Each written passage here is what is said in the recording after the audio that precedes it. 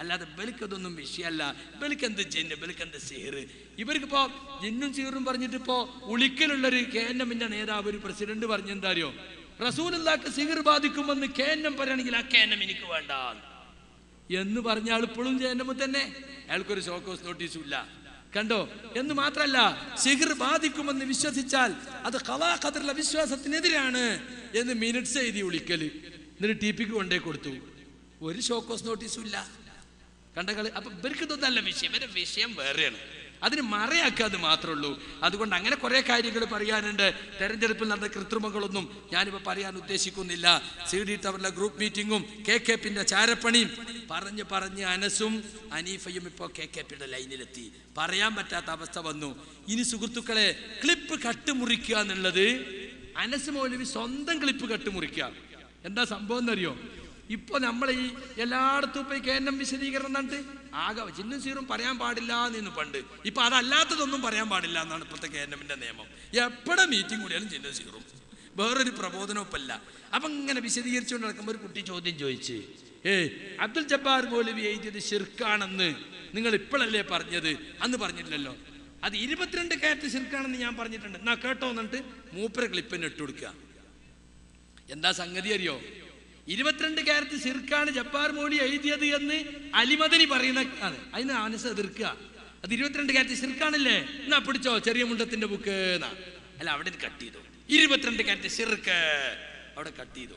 അത് ശിർക്കാണെങ്കിൽ ഇതാ അലിമദനി ചെറിയ മുണ്ടത്തിന്റെ അപ്പുറത്തുണ്ട്, അത് കട്ട് ചെയ്തു. നോക്കിങ്ങൾ സ്വന്തം ക്ലിപ്പ് കട്ട് മുറിച്ച ആരാൻ്റെത് പിന്നല്ലേ. ഒന്ന് കേൾപ്പിച്ചെടുക്കുക. ആദ്യം ആ കട്ട് മുറിച്ച് ഒന്ന് കേൾപ്പിച്ചെടുക്കുക. അതുകൂടി പറഞ്ഞ് നമുക്ക് അവസാനിപ്പിക്കാം.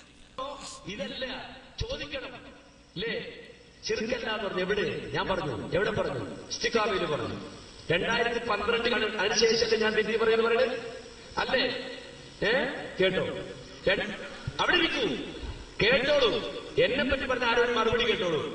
2009 മാർച്ച് 25, 2009 മാർച്ച് 25 കേട്ടോളൂ. ശിർക്കാണ് ഇത്, ഇസ്ലാമല്ല, പ്രാർത്ഥന തൗഹീദ്. ചെറിയ മുണ്ടം അബ്ദുൽ ഹമീദ് മദനി മറുപടി പറയുന്നവർ പറയണം, വിശദീകരിക്കുന്നവർ വിശദീകരിക്കണം. എന്താ പറയുന്നത് കേട്ടോളൂ. വിജനപ്രദേശത്ത്, വിജനപ്രദേശം ഞാൻ വ്യാഖ്യാനിക്കട്ടെ, വിജനമായ പ്രദേശം, ആ വിജനപ്രദേശത്ത് ഉണ്ടായേക്കാൻ ഇടയുള്ള, അവിടെ ഉണ്ടായേക്കാൻ ഇടയുള്ളത് എന്താ? ജിന്നുകളും മലക്കുകളും ഉൾപ്പെടെയുള്ള, വിജനപ്രദേശത്ത് ഉണ്ടാക്കാനിടയുള്ള ജിന്നുകളും മലക്കുകളും ഉൾപ്പെടെയുള്ള സൃഷ്ടികളോട്, അപ്പൊ ജിന്നുകളും മലക്കുകളും ഉൾപ്പെടെയുള്ള സൃഷ്ടികളോട് അവർക്ക് കഴിവ് നൽകപ്പെട്ട വിഷയത്തിൽ, ജിന്നുകൾക്കും മലക്കുകൾക്കും കഴിവ് നൽകപ്പെട്ട വിഷയത്തിൽ സഹായം ആവശ്യപ്പെട്ടാൽ അതും പ്രാർത്ഥനയാണെന്ന് പറയാവുന്നതല്ല. അത് പ്രാർത്ഥനയല്ല. അവ ജിന്നുകളോട് സഹായം തേടാം, ഇങ്ങനെ വാശി പ്രാർത്ഥിക്കാം എന്ന് ചെറിയ മുണ്ടം എഴുതിയത്, ശബാബിൽ എഴുതിയത് നിങ്ങൾ സമാരച്ച് ബുക്കാക്കി യുവതവിറ്റ് കാശാക്കുന്നു. 22 ക്യാരറ്റ് ചെറുക്കല്ല, തീർന്നില്ല, അവിടെ ഇരിക്ക്. 22 ക്യാരറ്റ് ചെറുക്ക് ജബ്ബാർ മൗലവി എഴുതിയത്, ചെറിയ മുണ്ടം എഴുതി. എന്താ? വിജനപ്രദേശത്ത് ഉണ്ടായേക്കാനിടയുള്ള ജിന്നുകളോ മലക്കുകളോ അവരുടെ ശബ്ദം കേൾക്കുമെന്ന് കരുതി സഹായം നേടിയാൽ അത് ശിർക്കാണോ ശിർക്കല്ലേ? എന്താണ് പറഞ്ഞത്? ശിർക്കാണോ ശിർക്കല്ലെന്നോ? എന്താ പറഞ്ഞത്? ശിർക്ക്. 22 ക്യാരറ്റ് ശിർക്ക്. അവിടെ ഇരിക്കുക, തീർന്നില്ല, ബഹളം. അവിടെ ഇരിക്കുക, കൊത്തി വലിക്കുക. മൂപ്പര് പറഞ്ഞല്ലോ, ഒരു എര കിട്ടിയാൽ കൊത്തി വലിക്കാൻ അറിയാം. അപ്പൊ മൂപ്പര് അതാ ചെയ്യണത്, കൊത്തി വലിക്കുക. അവിടെ ഇരിക്കുക എന്ന് പറഞ്ഞിട്ട് 22 ക്യാരറ്റ് ശിർക്ക് എന്ന് ഞാൻ അന്നേ പറഞ്ഞിട്ടുണ്ട്. അതിന് അസിൽ ക്ലിപ്പ് ഒന്ന് കേട്ടോളി. അലിമദന്റെ കുറച്ച് മുന്നോട്ട്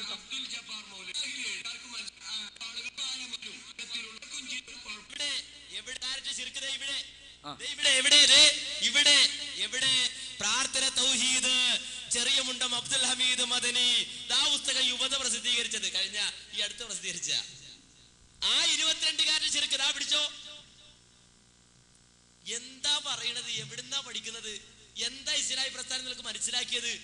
അത് 22 കാരറ്റ് ശിർക്കാണെങ്കിൽ, അത് 22 കാരറ്റ് ശിർക്കാണെങ്കിൽ ഒത്തു നോക്കാൻ മലയാളം വായിക്കാൻ അറിയുന്നവരുണ്ടെങ്കിൽ വരൂ, വായിച്ചു നോക്കൂ. ഇത് രണ്ടും ഒത്തു വായിച്ചു നോക്കൂ. എന്താ ഇതിനകത്തുള്ളത്? ഞാൻ പറഞ്ഞുതരാം. ഇതിലുള്ളത് 2 വട്ടം വായിച്ചല്ലോ, ഒന്നുകൂടി ഞാൻ വായിച്ചു തരാം. ഈ ഇസ്ലായിലുള്ളത് ഒന്നുകൂടി ഞാൻ വായിച്ചു തരാം. പത്രാധിക സമിതി കേട്ടല്ലോ എന്താ ഇസ്ലായിലുള്ളത് കേട്ടോ. പകൽ വെളിച്ചത്തിൽ വിജനമായ മരുഭൂമിയിലൂടെ വഴിയറിയാതെ നടന്നു നീങ്ങുന്ന ഒരാൾ, പരിസരത്ത് ആരെയും കാണുന്നില്ല. ഇവിടെ എന്റെ ശബ്ദം കേൾക്കുന്ന ആരെങ്കിലും, മനുഷ്യൻ, മലക്ക്, ജിന്ന്, എന്നെ സഹായിക്കട്ടെ എന്ന് നനച്ച്, പടപ്പുകളെ എന്നെ സഹായിക്കണേ, എനിക്ക് വഴി കാണിച്ചു തരണേ എന്ന് ഉച്ചത്തിൽ വിളിച്ചു പറയുന്നുവെങ്കിൽ അഭൗതിക മാർഗത്തിലുള്ള സഹായചട്ടം അതിലില്ല. ഇതാണ് ഇതിനകത്തുള്ള വാചകം. അത് 22 ക്യാരറ്റ് ശിർക്ക് ആണ് എന്നാണ് കണ്ടുപിടിച്ചത്. നവയാഥാസ്ഥികത്വം എങ്കിൽ അത് 22 ക്യാരറ്റ് ശിർക്ക് ആണ് എന്നാണ് കണ്ടുപിടിച്ചത്. നവയാഥാസ്ഥികത്വം യുവത പ്രസിദ്ധീകരിച്ചത് ചെറിയ മുണ്ടം അബ്ദുൽ ഹമീദ് മദനി ഷബാബിൽ എഴുതിയ ചോദ്യോത്തരങ്ങൾ സമാഹരിച്ച പുസ്തകം. ഈ പുസ്തകത്തിൽ പറഞ്ഞു കേട്ടോളൂ, കൃത്യമായി കേട്ടോളൂ. അതുപോലെ വിജനപ്രദേശത്ത് ഉണ്ടായേക്കാൻ ഇടയുള്ള ജിന്നുകളും മലക്കുകളും ഉൾപ്പെടെയുള്ള സൃഷ്ടികളോട് അവർക്ക് കഴിവ് നൽകപ്പെട്ട വിഷയത്തിൽ സഹായം ആവശ്യപ്പെട്ടാൽ അതും പ്രാർത്ഥനയാണെന്ന് പറയാവുന്നതല്ല. ഒന്നുകൂടി കേട്ടോ, ഇത് ഇസ്ലാഹല്ല, പ്രാർത്ഥന തൗഹീദ്. ചെറിയ മുണ്ടം അബ്ദുൽ ഹമീദ് മദനി. മറുപടി പറയുന്നവർ പറയണം, വിശദീകരിക്കുന്നവർ വിശദീകരിക്കണം. എന്താ പറയുന്നത് കേട്ടോളൂ. വിജനപ്രദേശത്ത്, വിജനപ്രദേശം ഞാൻ വ്യാഖ്യാനിക്കട്ടില്ല, വിജനമായൊരു പ്രദേശം. ആ വിജനപ്രദേശത്ത് ഉണ്ടായേക്കാൻ ഇടയുള്ള, അവിടെ ഉണ്ടായേക്കാൻ ഇടയുള്ളത് എന്താ? ജിന്നുകളും മലക്കുകളും ഉൾപ്പെടെയുള്ള, വിജനപ്രദേശത്ത് ഉണ്ടായേക്കാൻ ഇടയുള്ള ജിന്നുകളും മലക്കുകളും ഉൾപ്പെടെയുള്ള സൃഷ്ടികളോട്, അപ്പൊ ജിന്നുകളും മലക്കുകളും ഉൾപ്പെടെയുള്ള സൃഷ്ടികളോട് അവർക്ക് കഴിവ് നൽകപ്പെട്ട വിഷയത്തിൽ, ജിന്നുകൾക്കും മലക്കുകൾക്കും കഴിവ് നൽകപ്പെട്ട വിഷയത്തിൽ സഹായം ആവശ്യപ്പെട്ടാൽ അതും പ്രാർത്ഥനയാണെന്ന് പറയാവുന്നതല്ല. അത് പ്രാർത്ഥനയല്ല. അവ ജിന്നുകളോട് സഹായം തേടാം, നിങ്ങളുടെ ഭാഷ പ്രാർത്ഥിക്കാം എന്ന് ചെറിയ മുണ്ടം എഴുതിയത്, ഷബാബിൽ എഴുതിയത് നിങ്ങൾ സമാഹരിച്ച് ബുക്കാക്കി യുവത വിറ്റ് കാശാക്കുന്നു. 22 ക്യാരറ്റ് ശിർക്ക്. ആ 22 ക്യാരറ്റ് ശിർക്ക് എഴുതിയത് ചെറിയ മുണ്ടം അബ്ദുൽ ഹമീദ് മദനി. ആരെയാ നിങ്ങൾ തെറ്റിദ്ധരിപ്പിക്കുന്നത്? അപ്പൊ മൂപ്പര് 22 ക്യാരറ്റ് ശിർക്ക് എന്ന് ഞാൻ അന്നേ പറഞ്ഞിട്ടുണ്ട് തെളിയിക്കാൻ അപ്പെട്ടത്. പക്ഷെ അതിലപ്പുറം എന്താ പറഞ്ഞത്? അത് 22 ക്യാരറ്റ് ശിർക്കാണെങ്കിൽ അത് നിങ്ങൾ എഴുതിയിട്ടുണ്ട് വടവൂരികളെ. സ്വന്തം ക്ലിപ്പ് കട്ട് ചെയ്യുക. പിന്നെ ഇപ്പൊ മറ്റുള്ളത്, ഇപ്പൊ എന്റെ അയ്യപ്പന്റെ പേരിലും പുഴ ചാടിയതൊക്കെ കട്ട് ചെയ്തതിന്റെ ക്രൂരത എന്തുമാത്രം ക്രൂരമായാണ് കട്ട് ചെയ്തതെന്നറിയോ? ആകെപ്പുള്ള തെളിവ് അതാ. മഞ്ചേരിയിൽ പറഞ്ഞ 1 ക്ലിപ്പും തൃശ്ശൂരിൽ പറഞ്ഞ 2 ക്ലിപ്പും പുറത്താക്കി 1 മാസം കഴിഞ്ഞിട്ട് തെളിവുണ്ടാക്കുക. കണ്ടോ നിങ്ങള്? അപ്പൊ സുഹൃത്തുക്കളെ, ഈ രീതിയിലേക്ക് പോയി ഇപ്പൊ പറഞ്ഞെന്താ അറിയോ? ചെറിയ മുണ്ടം പറഞ്ഞതും ശിർക്ക്, ജബ്ബാർ മൗലവി എഴുതിയതും ശിർക്ക്, ഞങ്ങൾ ഇത്ര കാലം പറഞ്ഞതും ശിർക്ക്, അബ്ദുറഹ്മാൻ സലഫി പറഞ്ഞതും ശിർക്ക്, മുജാഹിദ് വസ്താൻ ഇത്ര കാലം പറഞ്ഞതും ശിർക്ക്, ഒക്കെ തന്നെ ഞങ്ങള് തൗബ ചെയ്തിരിക്കുന്നു. അപ്പൊ ഷഹാദത്ത് ചെല്ലേണ്ടി വരും എല്ലാരും. കണ്ടോ? ഞാൻ ചോദിക്കട്ടെ, ഈ ചെറിയ മുണ്ട അബ്ദുൽ ഹമീദ് മദനിയാണ് ഇന്നും നമ്മുടെ സ്നേഹ സംവാദം മാസികയിലെ ചോദ്യോത്തരം കൈകാര്യം ചെയ്യുന്നത്. എം അക്ബർ സാഹിബിന് മനസ്സിലായിട്ടില്ലേ ഇയാൾ ശിർക്ക് പ്രചാരകനാണ്? അമുസ്ലിങ്ങൾക്ക് പോലും ഇസ്ലാമിനെ കുറിച്ച് പഠിക്കാൻ വേണ്ടി നമ്മൾ ഇറക്കിക്കൊണ്ടിരിക്കുന്ന നിച്ച് ഓഫ് ട്രൂത്തിന്റെ ഇറക്കുന്ന സ്നേഹ സംവാദം മാസികയിലെ മുഫ്തിയാണ് ചെറിയ മുണ്ടം. ഈ ശിർക്ക് പ്രചാരകനായ ആളെയാണോ വെച്ചുകൊണ്ടിരിക്കുന്നത്? നിങ്ങൾ ചിന്തിക്കണം. മാത്രമല്ല, അബ്ദുറഹ്മാൻ സലഫി വരെ തൗബ ചെയ്തിട്ടുണ്ടോ? അയാൾ ആ പറഞ്ഞ നീണ്ട ക്ലിപ്പുള്ള ജിദ്ദയിൽ പ്രസംഗിച്ച CD പിൻവലിച്ചിട്ടുണ്ടോ? അയാൾ എവിടെ തൗബ ചെയ്തത്? തൗബ ചെയ്തിട്ടില്ലല്ലോ. ഇനി തൗബ ചെയ്താൽ തന്നെ അത് വിശദീകരിക്കണ്ടേ? പിന്നെ ചോദിക്കണം എന്താ അറിയോ? ഇങ്ങനെ ശിർക്കാകാത്തൊരു സഹായതാട്ടുണ്ട് നിങ്ങൾ പറയുന്നല്ലോ, അതിന് ആയത്തുണ്ടോ ഹദീസുണ്ടോ? ശിർക്കാണ് എന്നുള്ളതിന് ആയത്തും ഹദീസും വേണ്ടത്. ശിർക്കല്ല എന്നുള്ളതിന് എന്താ തെളിവ്? ശിർക്കല്ല എന്നുള്ളത് തന്നെ. ശിർക്കാണ് എന്നുള്ളതിന് തെളിവില്ല, അതുകൊണ്ട് ശിർക്കല്ല. മനസ്സിലായില്ലേ? ശിർക്കാണ് എന്ന് പറയുന്നല്ല തെളിവ് കൊണ്ടിരുന്നത്. ശിർക്കല്ല എന്നുള്ള പ്രത്യേക തെളിവിന്റെ ആവശ്യമല്ല. അതുകൊണ്ട് സുഹൃത്തുക്കളെ, ഞാൻ അവസാനിപ്പിക്കാണ്. പിന്നെ എന്റെ പ്രബന്ധത്തിൽ മുജിദത്തിനെ നിഷേധിച്ചിട്ടുണ്ട് എന്നൊക്കെ ഒരു വാദം. അതെ, അനസ് മൗലവി അല്ല പറയേണ്ടത്. പ്രബന്ധം കൊടുത്തിട്ട് വർഷങ്ങൾ 4ആയി. അന്ന് പറഞ്ഞിട്ടുണ്ടോ? ഞാൻ പ്രബന്ധം കൊടുത്ത് എന്റെ പ്രബന്ധത്തെ കുറിച്ച് 2 കൊല്ലായി, 4 കൊല്ല പ്രബന്ധത്തെ കുറിച്ച് പഠനം നടത്തിയിട്ട് AP, TP, മുഹിയദ്ദീൻ ഉമരി, ഐദീദ് തങ്ങള്, അതുപോലെ തന്നെ മദനി, ഇവർ 4 ആള് അഞ്ചാൾ കൂടി പഠനം നടത്തിയിട്ട് എന്നെ വിളിച്ചു. ഒരു ദിവസം വിളിച്ചു. സക്കരിയാന്റെ പ്രബന്ധമൊക്കെ ഞങ്ങൾ പഠിച്ചു, വായിച്ചു. വെറുതെ എന്തെങ്കിലും പറയല്ല, ഒരൊറ്റ കാര്യം പറയാനുള്ളൂ, ഇതൊരു പ്രബോധന വിഷയമാക്കി കൊണ്ട് നടക്കരുത്. അപ്പൊ ഞാൻ പറഞ്ഞു, ഞാൻ നിങ്ങളോട് മുമ്പേ ഏറ്റതാണല്ലോ, ഞാൻ പ്രബോധന വിഷയം കൊണ്ട് നടക്കുക. എതിരാളികൾ പറയുമ്പോൾ മറുപടി പറയാൻ നിർബന്ധിയാലല്ല, ഞാനിതൊരു വിഷയമാക്കി കൊണ്ട് നടക്കുന്നില്ല. ശരി, മുമ്പ് ഏറ്റത് അതിൽ ഉറച്ചു നിൽക്കണം, ഉറച്ചു നിൽക്കാം, അതാ ചർച്ച. പിന്നെ എൻ്റെ പ്രബന്ധത്തിൻ്റെ തെറ്റിൻ്റെ അതും പറഞ്ഞില്ല. ആകപ്പാടെന്ന് എൻ്റെ പ്രബന്ധത്തെക്കുറിച്ച് ഞാൻ സംസാരിക്കാൻ തുടങ്ങിയപ്പോൾ AP പറഞ്ഞു, ഇതിപ്പോൾ എന്താ ഞങ്ങളോട് വാദപ്രതിയ നടത്താൻ വന്നിക്കുക, ഞങ്ങൾ 4 ആൾ ഒറ്റക്കാണ്. അവന് ഞാൻ പിന്നെ ഒന്നും മിണ്ടിയില്ല. പിണങ്ങി പോരുന്നത് ശരിയല്ലല്ലോ എന്നൊക്കെ ഞാൻ ഒന്നും ചോദിച്ചില്ല. അത് കഴിഞ്ഞിട്ട് പിന്നെ TP പറഞ്ഞു, സക്കരിയ, ഈ ഇന്ന ഖൗമിത്തഖദു ആദൽ ഖുർആന മഹ്ജൂറ എന്ന ആയത്ത് സൂറത്തുൽ ഫുർഖാനിലുണ്ടല്ലോ. നാളെ പരലോകത്ത് അല്ലാഹുവിന്റെ റസൂൽ പറയും, എൻ്റെ ഈ ജനത ഈ ഖുർആൻ ഒഴിച്ചിടപ്പെട്ടതാക്കിയല്ലോ. അതിൻ്റെ വ്യാഖ്യാനത്തിൽ ഇബ്നുൽ ഖയ്യിം റഹ്മത്തുള്ളാഹി അലൈഹി പറഞ്ഞിട്ടുണ്ട്, ഖുർആൻ കൊണ്ട് ശിഫ തേടാതിരിക്കുക, ഖുർആൻ ചികിത്സക്ക് രോഗശമനത്തിന് ഉപയോഗിക്കാതിരിക്കുക എന്നതും ഖുർആൻ ഒഴിവാക്കലാണ്. 5ാമത്തെ അഭിപ്രായമായി അദ്ദേഹം പറഞ്ഞു, ഖുർആൻ പഠിക്കാതിരിക്കല്, ഖുർആൻ ഓതാതിരിക്കല്, ഖുർആൻ കൊണ്ട് ഹിദായത്ത് സ്വീകരിക്കാതിരിക്കല്, അങ്ങനെയൊക്കെ പറഞ്ഞിട്ട് 5ാമത്തെ അഭിപ്രായം. സക്കരിയ 5ാമത്തെ അഭിപ്രായമല്ലോ എടുത്തു കൊടുത്തത്. 1, 2, 3 ഒക്കെ അല്ലേ നമുക്ക്, ജനങ്ങൾ അതിലേക്കല്ലേ നമ്മൾ ക്ഷണിക്കേണ്ടത്.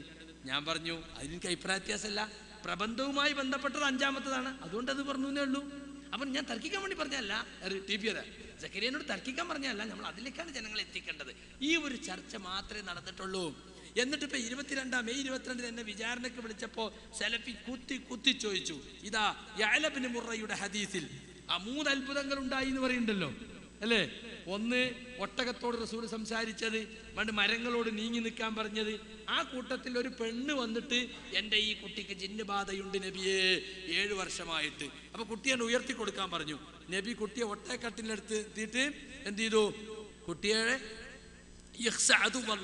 അള്ളാന്റെ ശത്രു പുറത്തു പോ എന്ന് പറഞ്ഞിട്ട് വായിലേക്ക് നനവ് കലർത്തി ഒന്ന് ഊതി. സലഫി പറയാ ഊതി എന്നിട്ട് തുപ്പി തുപ്പി എന്നാ പറയാ, ഈ റുക്കിയനെ അങ്ങോട്ട് വെറുക്കാൻ വേണ്ടിട്ട്. അപ്പൊ ആരെങ്കിലും ഒരാളെ വായി തുറന്നിട്ട് റസൂൽ എന്നിട്ട് തുപ്പുവോ? അപ്പൊ തഫലാന്ന് റുക്കിയയിൽ പറഞ്ഞ അതിന്റെ അർത്ഥം എന്താ? നഫസും തഫലും ഊത്ത് തന്നെയാണ്. പക്ഷെ നഫസില് ഉമിനീരിന്റെ അംശം കുറവായിരിക്കും, തഫലിന് കുറച്ച് കൂടുതലുണ്ടാവും, അല്ലാതെ തുപ്പി എന്നല്ല. ഇയാൾ റുക്കിയാന്ന് പറയും ചെയ്യും, ഇയാൾക്ക് മനസ്സിലൊരു റുക്കിയിട്ടില്ല. അപ്പൊ അത് വെറുപ്പിക്കാൻ വേണ്ടിട്ട് തുപ്പി തുപ്പി എന്നറിയും. തുപ്പ് അല്ല ചെയ്തത്, നനവ് കലർത്തി ഊതി. അങ്ങനെ അള്ളാന്റെ ശത്രു പുറത്തു പോവെന്ന് പറഞ്ഞു. കുട്ടിക്ക് സുഖമായി, കുട്ടിയെ തിരിച്ചു കൊടുത്തു. ഇതാ സംഭവം. അപ്പൊ അതിൽ ഒട്ടകത്തിന്റെ കാര്യത്തിലും മരത്തിന്റെ കാര്യത്തിലും മുഅ്ജിസത്ത് വളരെ ക്ലിയറാണ്. എന്നാൽ ഈ കുട്ടിക്ക് ജിന്നുബാധയാണെന്ന് തിരിച്ചറിഞ്ഞതും റുഖിയ ചെയ്ത് ജിന്നിനെ പുറത്താക്കിയതും മുഅ്ജിസത്തല്ല എന്ന് ഞാൻ എൻ്റെ പ്രബന്ധത്തിൽ എഴുതി. അപ്പൊ അതാ മുഅ്ജിസത്തിനെ നിഷേധിച്ചു. ഞാൻ നിഷേധിച്ചിട്ടില്ല, മുഅ്ജിസത്തുണ്ട്. പക്ഷെ നിങ്ങൾ ഈ പറയണ ഇത് 2 മുഅ്ജിസത്തല്ല. മുഅ്ജിസത്താണെങ്കിൽ നബിക്ക് മാത്രമേ ജിന്നുബാധ തിരിച്ചറിയൂ എന്നില്ല. ഉറപ്പിച്ചു പറയാൻ ഒരുപക്ഷെ നബിക്കേ സാധിക്കുള്ളൂ. ഉറപ്പിക്കേണ്ട ആവശ്യമില്ല. സംശയം തോന്നിയാൽ തന്നെ റുഖിയ നടത്താം. രോഗം എന്ന് പറഞ്ഞ ഒക്കെ നിഗമനാണ്. ഇപ്പൊ ഇവിടെ ഡോക്ടറെ അടുത്ത് ചെന്ന ആൾ കുറേ ചോദ്യം ചോദിക്കും. ചോദ്യം ചോദിച്ചിട്ട് ഞാനൊരു മരുന്ന് തരാം, ഞങ്ങളൊരു 3 ദിവസം കഴിച്ചിട്ട് നിങ്ങോട്ട് വരികയും 3 ദിവസം ചെന്നിട്ട് കണ്ട് ഒരു മാറ്റമല്ല, നമുക്ക് ഗുളിക എന്ന് മാറ്റാം. എന്താ ചെയ്തത്? ആദ്യം മൂപ്പരൊരു നിഗമനത്തിലെത്തി, ആ നിഗമനത്തിനനുസരിച്ച് മരുന്ന് കൊടുത്തു. അപ്പൊ ആ നിഗമനം ശരി. അപ്പൊ അടുത്ത നിഗമനം, ചിലപ്പോൾ 3, 4 നിഗമനം കഴിഞ്ഞിട്ട് ഇത് എന്നെ കൊണ്ടാലും നിങ്ങൾ വേറെ എവിടെയെങ്കിലും പോയിക്കോളിയാറി. ഈ രോഗം ക്ലിയർ ചെയ്യൽ അങ്ങനെ തന്നെയാണ്, അധികം നിഗമനം തന്നെയാണ്, അത് ഉറപ്പ് കിട്ടിയിട്ടൊന്നുമല്ല. അതുപോലെ തന്നെ ഇതിന്റെ കാര്യം, അതുകൊണ്ട് ഉറപ്പ് വേണമെന്നില്ല. ആ പെണ്ണ് വന്നിട്ട് എന്താ പറഞ്ഞത്? എൻ്റെ ഈ കുട്ടിക്ക് ജിന്നുബാധയുണ്ട്. അപ്പൊ ഇപ്പൊ പറയുന്നത് എന്താ? വഹിയുള്ള ആൾക്കേ അത് പറയാൻ പറ്റുള്ളൂ. അത് പുത്തൻവാദമാണ്. നമ്മളിലൊരു ക്ലിപ്പുണ്ട് ഇവിടെ ചോദിച്ചത്, സാൽവേഷനിൽ ചോദിച്ചു സലഫിയോട്, ജിന്ന് മനുഷ്യരൂപം പ്രാപിച്ചു വന്ന നമ്മൾ എങ്ങനെ മനസ്സിലാക്കാൻ? മൂപ്പര് പറയാണ്, ഇരട്ട കുട്ടികളെ സ്ഥിരമായി കാണുമ്പോൾ നമുക്ക് മനസ്സിലാകുമല്ലോ. അപ്പൊ നമ്മളോട് ഇരട്ട കുട്ടിയുണ്ട്, ഒന്ന് അഹമ്മദും ഒന്ന് മുഹമ്മദും. അപ്പൊ ഇത് ഏതാ അഹമ്മദ് ഏതാ എന്നും കാണുന്നവർക്ക് തിരിയും.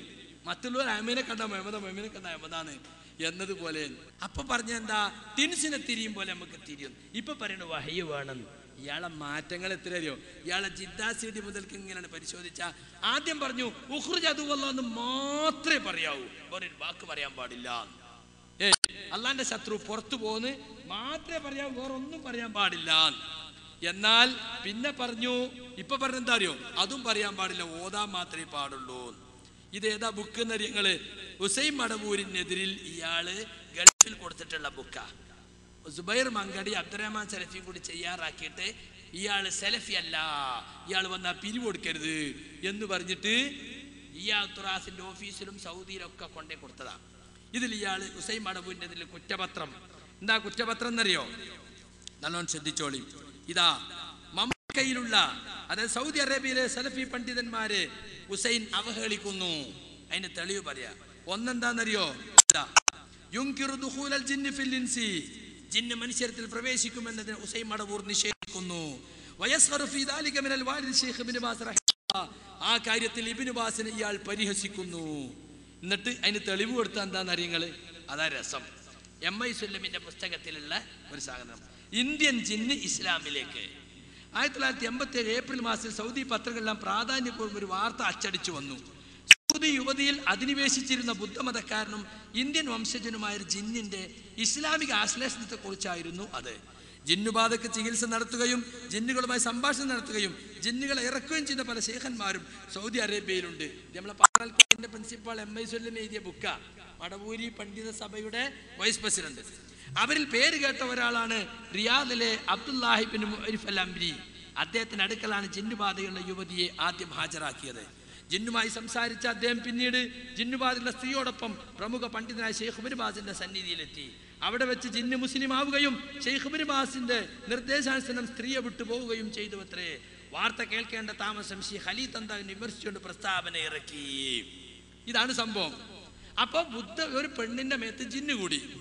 ആ ജിന്നിനെ ഇറക്കണ ആഴത്ത് ചെന്നപ്പോ അത് ബുദ്ധമത ജിന്നാണ് എന്ന് പറഞ്ഞു. അപ്പൊ മുസ്ലിം ആകാൻ തയ്യാറായി. അപ്പൊ പെണ്ണിനെയും കുട്ടി ഇബ്നു ബാസിന്റെ അടുത്ത് പോയി. അങ്ങനെ ഇബ്നു ബാസിന്റെ അടുത്ത് നിന്ന് ആ പെണ്ണിന്റെ ശരീരത്തിൽ കയറിയ ബുദ്ധമതാനിയായ ജിന്ന് ഇസ്ലാം മതം സ്വീകരിച്ചു. ഇത് തെളിവ് കൊടുക്കുകയാണ് അബ്ദുറഹ്മാൻ സലഫി. ഇതൊന്നും നമ്മളെ ഹുസൈൻ അംഗീകരിക്കണില്ല കേട്ടോ, അവൻ സലഫി അല്ല. ഇയാൾ അംഗീകരിക്കുവോ? ഇയാളൊപ്പമുള്ള ഡോക്ടർ മുഹമ്മദ് അംഗീകരിക്കുവോ? ഹംസ ബാക്കവി അംഗീകരിക്കുവോ? അബ്ദുറസാഖ് ബാക്കവി അംഗീകരിക്കുവോ? KV അംഗീകരിക്കുവോ? അപ്പൊ മറ്റൊരാളെ കുറ്റം പറയുമ്പോൾ ഇതൊക്കെ പറയാ. ഇവിടെ ഇപ്പൊ എന്തൊക്കെ ഇബ്നു ബാസ് ചെയ്തത്? ജിന്നിനോട് സംസാരിച്ചു, ജമിയത്തുൽ പറഞ്ഞനുസരിച്ച് മഹാപാപ ശിർക്ക ചെയ്ത് ജിന്നോട് സംസാരിച്ച്. മാത്രല്ല ജിന്നിനോട് നിർദ്ദേശം കൊടുത്തു. ജിന്ന് പറയണത് വിശ്വസിച്ചു. ഞാൻ ബുദ്ധമതിയാനിയായി എന്ന് പറഞ്ഞത് ആര് വിശ്വസിച്ചു? അങ്ങനെ വിശ്വസിക്കാൻ പാടില്ല എന്നാണ്. അങ്ങനെ വിശ്വസിച്ചാൽ അത് ജ്യോത്സ്യന്മാരെ വാക്ക് വിശ്വസിക്കുന്ന പോലെ എന്നാണ് ആര് പറഞ്ഞിട്ടുള്ളത്? ജമിയത്തിന്റെ ഫത്വയിൽ ഉള്ളത്. അപ്പൊ 5 തെറ്റ്, 4-5 തെറ്റ് ഇബ്നു ബാസ് ചെയ്തു എന്നാ. എന്നിട്ട് അതാണ് ഇപ്പൊ തെളിവെടുത്തത്. ഇത് മാത്രമല്ല പറയാണ്, വഫി മസലത്തിൽ ജിന്നി ഐലൻ യസ്ഖറു മിന ശൈഖ് മുഹമ്മദ് ബിൻ സാലിഹ് അൽ ഉസൈമീൻ. ജിന്നിന്റെ വിഷയത്തിൽ ഹുസൈൻ മടവൂർ സാലിഹ് അൽ ഉസൈമീൻ എന്ന അറബി പണ്ഡിതനെ പരിഹസിക്കുന്നു. അതിനെന്താ തെളിവ്? അതും MI സുല്ലമിന്റെ ബുക്ക് തന്നെയാണ്. ജിന്നും മനുഷ്യനും തമ്മിൽ ലൈംഗിക ബന്ധം. ജിന്ന് മനുഷ്യ സ്ത്രീകളെ പ്രേമിക്കുകയും അതുമൂലം അവരെ ശരീരത്തിൽ പ്രവേശിക്കുകയും ചെയ്യാനിടയുണ്ട് എന്ന് വാദിക്കുന്ന ഗൾഫ് സലഫികൾ. മനുഷ്യരും ജിന്നുകളും തമ്മിൽ ലൈംഗിക വേഴ്ച ഉണ്ടാകാമെന്നും പറയുന്നു. ഒരു ചോദ്യവും അതിനുള്ള ഉത്തരവും നോക്കുക. ഇതൊക്കെ MI സുല്ലമിന്റെ ബുക്ക് ഞാൻ വായിക്കട്ടോ. ഞാൻ അബ്ദുറഹ്മാൻ സലഫി തെളിവ് കൊടുത്തതാ. ഹുസൈൻ മടവൂരും കൂട്ടരും ഇതിനെ നിഷേധിക്കുന്ന തെളിവ് എന്താണ്? ഒരു ജിന്നിന് മനുഷ്യ സ്ത്രീയെ കീഴ്പ്പെടുത്തി അവരുമായി ബന്ധപ്പെടാൻ കഴിയുമോ? ഒരു പുരുഷന് പെൺജിന്നുമായി സമ്പർക്കത്തിലേർപ്പെടാൻ കഴിയുമോ? ഉത്തരം അപ്രകാരം സാധിക്കുന്ന പണ്ഡിതർ പറഞ്ഞിട്ടുണ്ട്. നമ്മൾ പോലും അംഗീകരിക്കാത്ത കാര്യമാണ്. എന്നിട്ട് എന്താക്കി? അത് ഹുസൈൻ മടവൂർ അംഗീകരിക്കുന്നില്ല എന്ന് പറഞ്ഞിട്ട് മൂപ്പർക്ക് കുറ്റം. ആലോചിച്ച് നോക്കി നിങ്ങള്, ഇങ്ങനുണ്ടോ? എന്നിട്ട് അതിന്റെ അടിയില് നല്ല ജിന്നുകളോട് സഹായം തേടാമോ? ഹാലുറും ആകണ്ട, അടുത്തും ആകണ്ട, ഒന്നും പ്രശ്നമല്ല. നല്ല ജിന്നുകളോട് അവർക്ക് സാധിക്കുന്ന കാര്യങ്ങളിൽ സഹായം തേടുന്നതിന് വിരോധമില്ലെന്നാണ് ഗൾഫ് സലഫി പണ്ഡിതിൽ പ്രമുഖനായിരുന്ന ഷെയ്ഖ് മുഹമ്മദ് ബിൻ സാലിഹ് അൽ ഉസൈമീൻ ഫത്വ നൽകിയിട്ടുള്ളത്. അദ്ദേഹം തന്റെ മുഖാമുഖ ചർച്ചയിൽ ഒരു ചോദ്യത്തിന് നൽകിയ മറുപടി കാണുക. ചോദ്യം: ചിലർ ജിന്നുകളോട് സഹായം തേടുന്നു, ആ ജിന്ന് ഉത്തമനാണെന്നും ഖുർആൻ മനപ്പാഠമാക്കിയവനുമാണെന്നൊക്കെ അയാൾ പറയുന്നു. എങ്ങനെയാണ് നാം നല്ല ജിന്നുകളെ തിരിച്ചറിയുക? ഉത്തരം: ഒരു മനുഷ്യനെ അയാളുടെ വാഹനത്തിന്റെ കാര്യത്തിൽ നീ സഹായിക്കുക, അയാളെ ഭാരം ചുമന്നു കൊടുക്കുന്നതും ഇറക്കിക്കുന്നതും ധർമ്മമാണ് എന്ന് നബി അരുളിയിട്ടുണ്ട്. അഥവാ ഒരു സിട്ടിയോട് അവന് ചെയ്യാൻ കഴിയുന്ന കാര്യത്തിൽ സഹായം തേടാം, അതിൽ യാതൊരു കുറ്റവുമില്ല. ഇത് ഉസൈമീന്റെ ഫത്വയാണ്. ഇത് എടുത്തു കൊടുക്കുകയാണ്. ഇത് ഹുസൈൻ മടവൂർ അംഗീകരിക്കുന്നില്ല. ഇയാൾ അംഗീകരിക്കുമോ? അബ്ദുറഹ്മാൻ സലഫി അംഗീകരിക്കോ? നോക്കണം നിങ്ങൾ. അപ്പൊ ചുത്ത കാപട്യമാണ് ഇത് മുഴുവനും. ഇവർക്ക് ഇതൊന്നല്ല വിഷയം, ഇവരെ വിഷയം വേറെയാണ്. അത് നിങ്ങൾ മനസ്സിലാക്കണം, തിരിച്ചറിയണമെന്ന് മാത്രമേ പറഞ്ഞിട്ടുള്ളൂ. ഖുർആനിലും സഹിയായ ഹദീസിലുള്ള നമ്മൾ സ്വീകരിക്കുള്ളൂ. ഒരു കാര്യത്തിലും ഒരു ജിന്നിനോട് സഹായം ചോദിക്കാൻ പാടില്ല. അതാണ് നമ്മൾ പറയുന്നത്. അള്ളാഹുവോട് മാത്രം ചോദിക്കേണ്ട കാര്യമാണോ അത് ശിർക്കാണ്. വൈദ്യശേഖയെ വൈദ്യശേഖയെ രക്ഷിക്കണേ, ബദരീങ്ങളെ കാക്കണേ എന്നതുപോലെ ജിന്നയെ കാക്കണേ എന്ന് പറഞ്ഞ ശിർക്കാണ്, യാതൊരു സംശയവുമില്ല. അതുകൊണ്ട് സുഹൃത്തുക്കളെ, ജീവിതത്തിന്റെ ഒരു ഘട്ടത്തിലും ഒരു ജിന്നിനോടും ഒരു മലക്കിനോടും സഹായം ചോദിക്കാൻ നമുക്ക് ആർക്കും വാദമില്ല. ഇല്ലാത്ത വാദമുണ്ടെന്ന് സ്ഥാപിച്ച് മുജാഹിദ് പ്രസ്ഥാനത്തിൽ ആശയ പ്രതിസന്ധി ഉണ്ടെന്ന് വരുത്തി തീർത്ത് അധികാര കസേരകൾ ഉറപ്പിച്ചു നിർത്താൻ ഈ മൂവർ സംഘം നടത്തിക്കൊണ്ടിരിക്കുന്ന കള്ളക്കളികൾ നിങ്ങൾ തിരിച്ചറിയണം. അതിന്റെ കേന്ദ്രം കണ്ണൂർ ജില്ലയാണ്, അതും നിങ്ങൾ തിരിച്ചറിയണം. എല്ലാ ഗ്രൂപ്പുകളുടെയും കേന്ദ്രം കണ്ണൂർ ജില്ലയാണ്. അതുകൊണ്ട് അത് മനസ്സിലാക്കണമെന്ന് പ്രത്യേകിച്ച് ഓർമ്മപ്പെടുത്തുകയാണ്. ഇപ്പോ സുൽഫീഖർ വരെ ലേഖനം എഴുതി തുടങ്ങി വിചിന്തനത്തിൽ. എന്താ ലേഖനം എന്നറിയോ? പിന്നെ ഭൗതികം അഭൗതികം ഗായിബ് എന്നൊക്കെ പറഞ്ഞിട്ട് കൈവിൽപ്പെട്ടത് കയ്യിൽപ്പെടാത്തൊക്കെ പറഞ്ഞ് വസുവാസുകൾ ഉണ്ടാക്കാൻ തുടങ്ങി. ആരുണ്ടാക്കണത്? നിങ്ങളെ ഈ മൂവർ സംഘം ഉണ്ടാക്കിയത്. ഇവിടെ ഒരു വസുവാസം ഉണ്ടായിരുന്നില്ല. മാത്രല്ല ഇപ്പൊ പറഞ്ഞെന്താ അറിയോ? ജിന്നുകളോട് സഹായം തേടാമെന്ന് കൊണ്ടുവരുന്ന എന്തിനാറിയോ? റുഖിയ നടത്തുമ്പോ ജിന്ന് ചികിത്സ നടത്തുമ്പോ ജിന്നിനോട് സഹായം തേടാം എന്ന് വാദിക്കാനാണ് ഇത് കൊണ്ടുവരുന്നത് എന്ന്. അപ്പൊ ഇവർക്ക് റുഖിയ തകർക്കലാ ഉദ്ദേശം. അതിനു വേണ്ടി അത് കൊണ്ടുവരാം. ആരും അങ്ങനെ പറഞ്ഞിട്ടില്ല. റുഖിയ നടത്തുമ്പോ ജിന്നുകളോട് സഹായം തേടാമെന്ന് പറഞ്ഞിട്ടില്ല, പാടില്ല എന്നാ പറഞ്ഞിട്ടുള്ളത്. അതുകൊണ്ട് സുഹൃത്തുക്കളെ, നമ്മളെ സംബന്ധിച്ചിടത്തോളം നമ്മളിതൊന്നും പറയാത്ത വാദങ്ങളാ. ചില ആൾ ചോദിക്കാണ്, മുസ്ലിം ജിന്ന കാഫിർ ജിന്ന ഞമ്മക്ക് എങ്ങനെ അറിയാം? ഞമ്മക്കത് അറിയേണ്ട ആവശ്യം എന്താ? സഹായം ചോദിക്കാതെ വാദിക്കണോൽക്കല്ലേ അത് അറിയേണ്ടത്. നമുക്കത് അറിയേണ്ടതുണ്ടോ? ഒന്നും ചോദിക്കാൻ പാടില്ല അറിഞ്ഞ ഹാദിറോ അല്ലെങ്കിൽ മുസ്ലിമോ കാഫിറോ നമുക്ക് അറിയേണ്ട പ്രശ്നമല്ല. റസൂലോ സഹാബത്തോ അങ്ങനെ ഒരു കാര്യത്തിനും ഒരു ജിന്നിന്റെയും ഒരു മലക്കിന്റെയും സഹായം സ്വീകരിച്ചിട്ടില്ല. അതുകൊണ്ട് ജിന്നും മലക്കുമൊക്കെ നമ്മളെ സംബന്ധിച്ചതും സഹായം ചോദിക്കാൻ അല്ലാഹു നിശ്ചയിച്ചതല്ല. മലക്കുകൾ അല്ലാഹുവിന്റെ നിയമം അനുസരിച്ച് നമുക്ക് സഹായം ചെയ്യുന്നുണ്ടാകാം. ജിന്നുകളിൽപ്പെട്ട കാഫിറുകളെ, ശൈത്താന്മാരെ സത്യനിഷേധികൾക്ക് അല്ലാഹു സഹായികളാക്കി വെച്ചിട്ടുണ്ടെന്ന് ഖുർആനിൽ പറഞ്ഞിട്ടുണ്ട്. എന്നാൽ മുസ്ലിമീങ്ങൾക്ക് മുസ്ലിം ജിന്നുകളെ സഹായികളാക്കി വെച്ചിട്ടുണ്ടെന്നോ നിങ്ങൾ അവർക്ക് സഹായം ചോദിക്കാമെന്നോ റസൂൽ പറഞ്ഞിട്ടില്ല. റസൂലും സഹാബത്തും മാതൃക കാണിച്ചിട്ടുമില്ല. ഇവർ തന്നെ ജംഇയ്യത്തുൽ കൊടുത്ത പ്രബന്ധത്തിൽ അനീഫും ഫൈസൽ മുശേരും കൊടുത്തെന്താ? ജിന്നിനോടുള്ള സഹായതേട്ടത്തെ കുറിച്ച് ഹറാമാണെന്ന സാലിയാനി ശൈഖിന്റെ ഫത്വയെ കൊടുത്തത്. ശിർക്കാണെന്ന ഫത്വ കുറേ കൊടുത്ത് ഹറാമാണെന്ന അവസാനം കൊടുത്ത്. കണ്ടോ? അപ്പൊ അതുകൊണ്ട് സുഹൃത്തുക്കളെ, ശിർക്കാവുന്നതും ശിർക്കാവാത്തതുമായ സഹായതേട്ടം ഉണ്ടെന്ന് മുജാഹിദുകൾ പണ്ട് അംഗീകരിച്ചു വന്ന കാര്യമാണ്. മുസ്ലിം ലോകം ഒന്നിച്ച് അംഗീകരിച്ച കാര്യമാണ്. പ്രാർത്ഥനയുടെ കാര്യത്തിൽ ഒരു തർക്കവും ഇവിടെ ഉണ്ടായിട്ടില്ല. അതുകൊണ്ട് ഇല്ലാത്ത ഒരു മസ്അല ഊതി വീർപ്പിച്ച് ഒരു കള്ള ഹദീസിന്റെ പേരും പറഞ്ഞ് നമ്മൾ ഇവിടെ ഫിത്തന ഉണ്ടാക്കുന്നു എന്നാണ് ഇവർ പറയുന്നത്. നമ്മളെ സംബന്ധിച്ചിടത്തോളം ഹദീസ് ദുർബലമാണ്. കള്ള ഹദീസ് എന്ന് പറഞ്ഞാൽ കെട്ടിണ്ടാക്കിയ ഹദീസ് എന്നാണ്. അങ്ങനെ അതിനെപ്പറ്റി പറഞ്ഞുകൂടാ. കാരണം ഇബ്നു അബ്ബാസിലേക്ക് എത്തുന്ന പരമ്പര സഹീഹാണ്, പക്ഷെ നബി വരെ എത്തുന്നില്ല. അപ്പൊ ഇബ്നു അബ്ബാസിന്റെ ഒരു ഖൗലായിട്ടെങ്കിലും അത് ആളുകൾ എടുത്തിട്ടുണ്ട്. അപ്പൊ എന്തായി? ഇബ്നു അബ്ബാസ് ശിർക്ക് പ്രചരിപ്പിച്ചു എന്നിടത്തേക്കാണ് എത്തുക. അതുകൊണ്ട് സുഹൃത്തുക്കളെ, ഇമാമികൾ മുഴുവനും ശിർക്ക് പ്രചരിപ്പിച്ചവരും ഇബ്നു അബ്ബാസ് റളിയല്ലാഹു അൻഹു മുതൽ ഇന്നോളമുള്ള സലഫി പണ്ഡിതന്മാരൊക്കെ ശിർക്ക് പ്രചാരകരുമാണെന്ന് വരുത്തി തീർക്കുന്നത് വമ്പിച്ച അപകടമാണ്. നമ്മുടെ പരലോകം നഷ്ടപ്പെടുത്തുന്ന കാര്യമാണ്.